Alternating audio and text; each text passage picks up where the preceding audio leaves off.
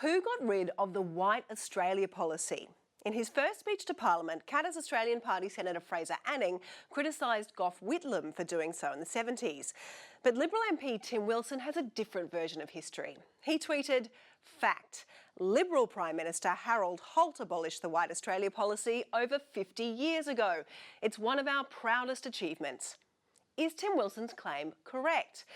Well, in fact, the White Australia policy was dismantled over decades, spanning both coalition and Labor governments.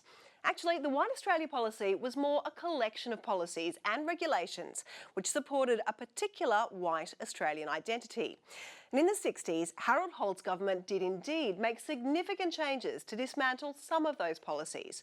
Holt levelled the playing field between Europeans and non-Europeans applying for citizenship, setting a 5-year wait time for both groups. Previously, non-Europeans had to wait 15 years.